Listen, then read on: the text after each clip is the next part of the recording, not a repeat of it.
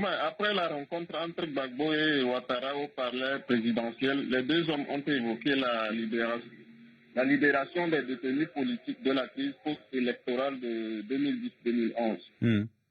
Oui, moi j'avais deux questions à propos.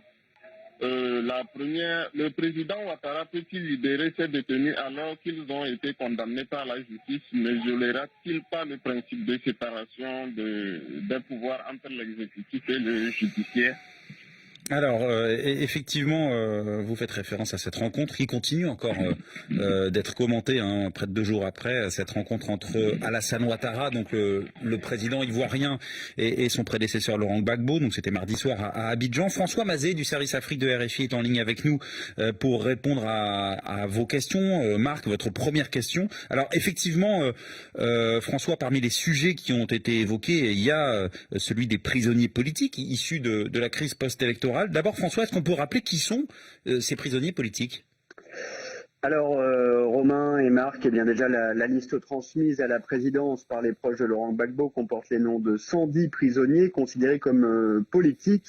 Les 29 plus anciens sont en prison depuis la crise post-électorale de 2010-2011. Les autres sont des personnes arrêtées en 2019 lors de tensions dans le pays ou lors de la contestation du troisième mandat d'Alassane Ouattara en octobre 2020. On y trouve aussi Soul to Soul, le bras droit de Guillaume Soro, récemment condamné à 20 ans de prison.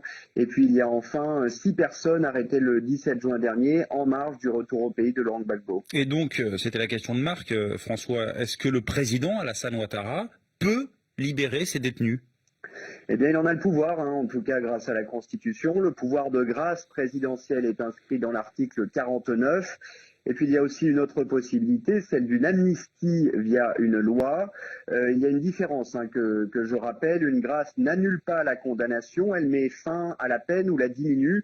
En gros, un prisonnier qui est gracié, il demeure condamné, mais il peut sortir de prison. L'amnistie, en revanche, consiste à supprimer l'infraction. C'est la condamnation elle-même qui disparaît. Elle est rayée de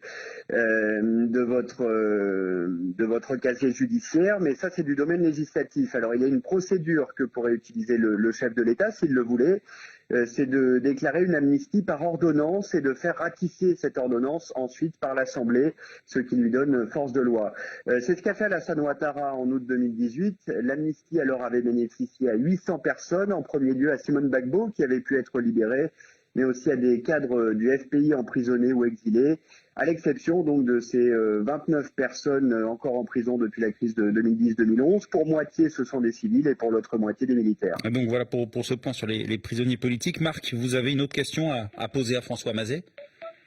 Oui, quand on sait que cette crise a fait des milliers de morts en Côte d'Ivoire, comment la rencontre entre Gbagbo et Ouattara a-t-elle été interprétée par leurs partisans qui s'étaient affrontés en 2011 ? Alors, effectivement, quelle réaction, François, des partisans, donc à la fois d'Alassane Ouattara et de Laurent Gbagbo après cette rencontre ? Eh bien, comme la plupart des Ivoiriens, ils étaient en premier lieu soulagés parce que Laurent Gbagbo est rentré il y a une quarantaine de jours maintenant dans un climat pas totalement consensuel. Depuis, il y avait eu une montée de tension entre les différents camps par presse interposée. Certains doutaient même qu'une rencontre aurait lieu rapidement. D'autres, les plus virulents de chaque camp, ne souhaitaient pas nécessairement qu'elle se déroule. Finalement, elle a bien eu lieu avec concours d'amabilité devant les caméras, sourires, petits gestes, blagues, etc. Symboliquement, donc, c'est réussi. Ça fait baisser la tension de plusieurs degrés, mais sur le fond, politiquement, ça ne change pas grand-chose à la situation ivoirienne. Et puis, il y a un certain agacement aussi chez certaines personnes, certains Ivoiriens, de voir d'anciens ennemis rigoler ensemble comme si rien ne s'était passé. Et le sentiment peut-être qu'encore une fois, ce sont les victimes qui passent par pertes et profits pour les intérêts de leurs dirigeants.